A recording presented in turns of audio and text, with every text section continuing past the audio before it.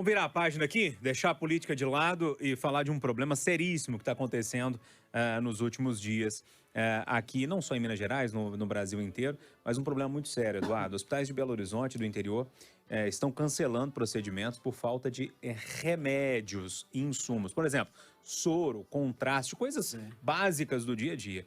O secretário de Saúde afirmou que o lockdown lá na China está dificultando essa recomposição do estoque. E aí, hoje, a Camila Campos trouxe uma nova reportagem sobre esse assunto, falando que há falta também na rede particular. Sim.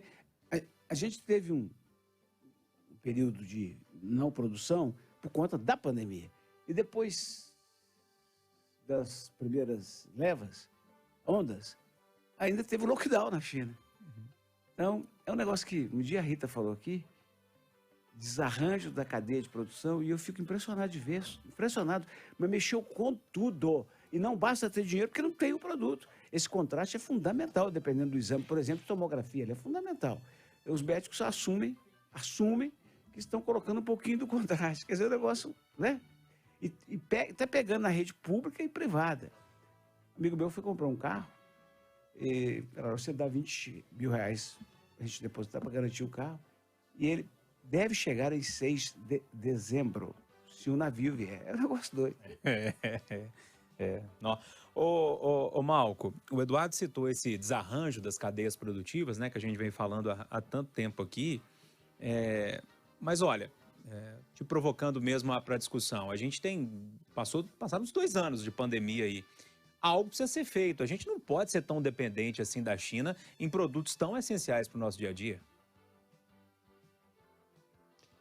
Essa cadeia produtiva, esse arranjo internacional, essa globalização e esse mercado que poderia resolver tudo, de repente a gente vê a escassez e a dificuldade de relacionamento entre países e entre o poder de compra e a oferta de produtos, ou seja, o mercado não conseguindo atender a demanda. E com um problema ainda maior, hoje está morrendo gente nos hospitais pela falta de contraste.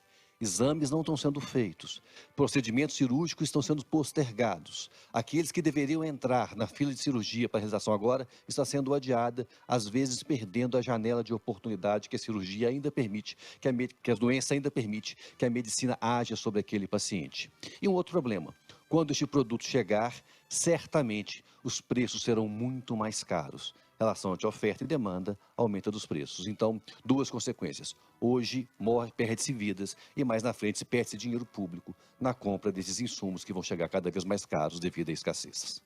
Ô Lucas, a Camila Campos está me lembrando aqui que na reportagem, um diretor de um hospital que comprava a Novalgina a R$1, agora está pagando R$10. Ou seja, ainda, além da falta, tá caro. Isso causa febre. Não é? Não cura. Não cura de jeito nenhum. E aí, Lucas?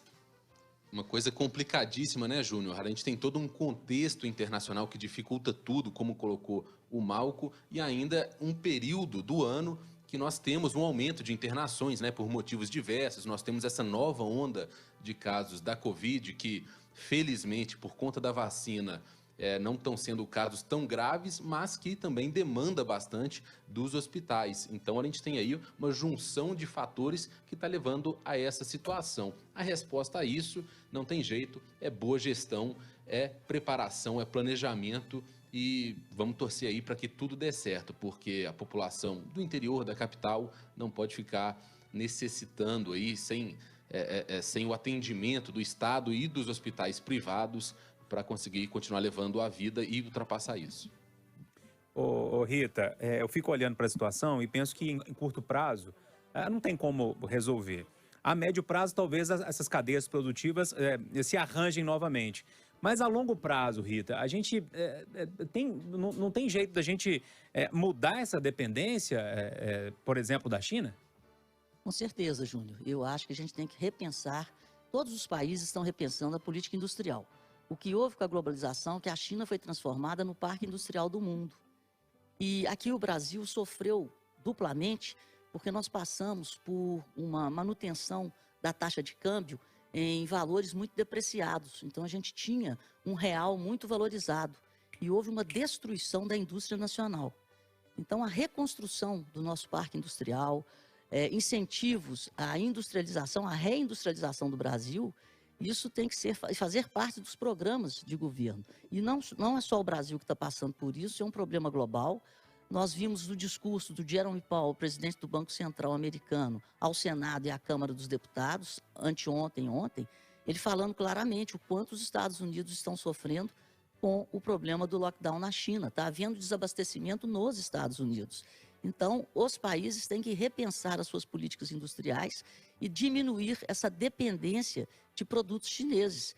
Então, o mundo mandou o parque industrial todo para a China e agora a pandemia nos mostrou a nossa dependência e o nosso sofrimento por causa disso. E aí lamento muito, né, quando o governo resolve reduzir o imposto, o IPI, né, vem o Supremo e barra a redução de IPI. Então, nós temos que dar força para a indústria nacional. O câmbio hoje está favorável, é um câmbio de equilíbrio. Então, a gente tem que dar força mesmo e incentivo para a reindustrialização do Brasil, diminuindo a nossa dependência de importações.